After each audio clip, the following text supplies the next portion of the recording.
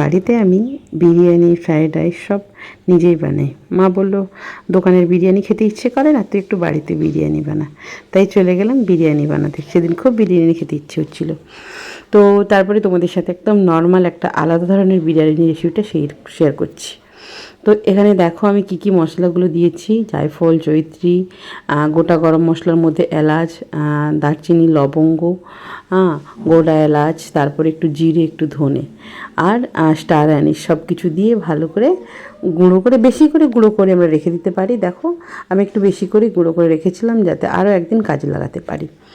তো তারপরে এখানে গরম একটু দুধ বসিয়ে তার মধ্যে আমার জাফরানটা যে ছিল, একটু কালার আনবে আর একটা আলাদা রকম স্মেলও আছে, সেটা আমি গরম দুধের মধ্যে ভিজিয়ে রেখে দিলাম।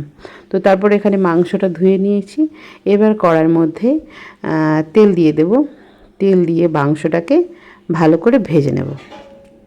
মাংসটা ভালো করে ভাজা হয়ে গেলে তারপর আমি এই মাংসটা, এটা একদম অন্যরকম পদ্ধতিতে, সবাই কেমন করে আমি জানি না, বাট আমি একদম অন্যরকম পদ্ধতিতে মাংসটাকে ভেজে নিচ্ছি। মাংসটা ভেজে নিলে কিন্তু বিরিয়ানির মাংসের টেস্টটা একদম সম্পূর্ণ আলাদা রকম হয়।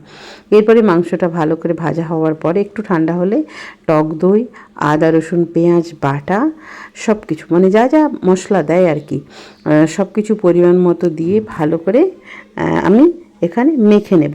তোমরা কীরকম করো জানি না, বাট আমি এভাবে যে করছি না, তোমরা একবার বানিয়ে দেখো। দেখো 1 চামচ আদা দিলাম, 1 চামচ রসুন দিলাম, আর যে বিরিয়ানি মশলাটা আমি বানিয়েছিলাম ওই মশলাটা দিয়ে দিলাম, আর দিলাম লঙ্কা গুঁড়ো। সব কিছুটা ভালো করে দিয়ে একটু হালকা হাতে মেখে নেব। জাস্ট মেখে আধা ঘন্টা মতো রাখবো, ঠিক আছে। তারপরে দেখো এখানে এরপরে দিয়ে দিচ্ছি অল্প একটু আবারও একটু লঙ্কা গুঁড়ো। তখন বেশি করে দিইনি, কারণ আমার হাত জ্বালা করে লঙ্কা গুঁড়ো দিয়ে মাখালে। তো এরপরে দিয়ে দিলাম বেরেস্তা, আর একটু দিলাম মিঠা আতরটা দিলাম মাংসের মধ্যে। আমার একটুতেই লঙ্কা লাগলে হাত জ্বালা জ্বালা করে, তাই আমি লঙ্কাটা তখন অল্প করে দিয়েছিলাম, লঙ্কাটা দিইনি। এরপরে দিয়ে দিলাম নুন। এরপর আমি করে নেব কি, ওই মাংস ভাজার তেলে ভেজে নেব পেঁয়াজের বেরেস্তা।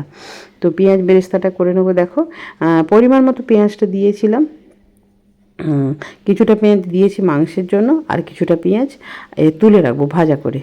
তো এখানে আমার পেঁয়াজ ভাজা অলরেডি হয়ে গেল। এরপর জল বসিয়ে দেবো এদিকে। জলটা বসিয়ে তার মধ্যে সমস্ত কিছু দিয়ে চালটাকে আগে থেকে ভিজিয়ে রেখেছিলাম, জলটা গরম হয়ে যেতে ভাতের জলে চালটা দিয়ে দিলাম। এরপরে কড়াইয়ের মধ্যে অল্প তেল দিয়ে তারপরে আমি যে মাংসটা ম্যাগনেট করে অনেকক্ষণ রেখেছিলাম সেটা দেবো। তার আগে অল্প কিছু গোটা গরম মশলা দেবো, এলাচ, দারচিনি আর লবঙ্গ, আর তোমার গোলমরিচ, এই কয়েকটা জিনিস দেও। আর আলুটা তোমাদেরকে দেখানো হয়নি, এই আলুটাকে দিয়েছিলাম একটু ফ্রুট কালার দিয়ে প্রেশার কুকারে আগে থেকেই গোটা গোটা করে সেদ্ধ করে রেখেছিলাম, ঠিক আছে। তো তারপরে এই মাংসটাকে অনেকক্ষণ ধরে ম্যাগনেট করে রাখার পরে ওইখানে চাপিয়ে এবারে ভাতটা দেখে নিলাম। ভাতটা কিন্তু আমার 70% হবে, একদম দারুণ ঝুরঝুরে ভাত হয়েছিল, একদম মানে পরিমাণ মতো। তো তারপর দেখো আমার একটা বড় হাঁড়ি আছে বিরিয়ানি বানানোর, সে হাঁড়িটা আজকে নামাইনি, অল্প একটুখানি করেছিলাম। তার জন্য দেখো অল্প একটু জল দিলাম এখানে, অল্প, খুব বেশি না, জাস্ট অল্প একটু জল দিলাম যাতে না নিচে একটু লেগে যায়। তারপরে দেখো এখানে এরপর লেয়ার করে নেবো কীভাবে, ভাত একটুখানি, বেরেস্তা একটুখানি, আর মাংস তো নিচেই আছেই। তো তারপরে ওপর থেকে দিয়ে দিলাম জাফরান আর ফ্রুট কালার, অল্প যে কারি চাপের কালারটা আছে কালারটা দিয়ে ওপর থেকে পেঁয়াজ দিয়ে দেবো। তারপরে দিয়ে দেবো মিঠা আতর। আমি খুব একটা এই কেওড়া জল, গোলাপ জল এগুলো ব্যবহার করছি না, কারণ আমার বাড়ির অনেকেই আছে এগুলো খেতে চায় না, এর গন্ধটা নিতে পারে না। তারপরে দিয়ে দেবো একদম ঘি অল্প আছে, বেশি বিশেষ ঘি ব্যবহারও করব না, কারণ বাড়িতে যারা আসে অনেকে ঘি খায় না, মানে ঘিটা তাদের একটু অ্যাভয়েড করে।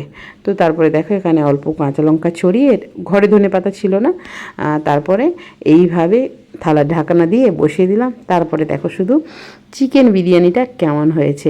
আমি তোমাদের একদিন ভেজ বিরিয়ানি করে দেখিয়েছিলাম, যে তোমরা শুধু বলো ভেজ বিরিয়ানি হয় কি হয় না। ভেজ বিরিয়ানিটা দেখেছিলে কত সুন্দর, একদম ঝুরঝুরে হয়েছিল, ঠিক চিকেন বিরিয়ানিটা আমার সেমভাবে হয়েছিল, একদম দারুণ সুন্দর। দেখো যেমন আলুটা একদম ম্যাশড হয়ে গেছিলো, হাতে দিয়ে মাখলেই একদম মানে একদম মলমের মতো হয়ে যাচ্ছে। তো তারপর দেখো এখানে আমি সাজিয়ে নিচ্ছি সুন্দর করে, গার্নিশিং করে খাওয়ার মজাটাই একটু আলাদা। হ্যাঁ, তো পেঁয়াজ, লেবু আর দেব তোমার রায়তা, একটু রায়তাও বানিয়েছিলাম।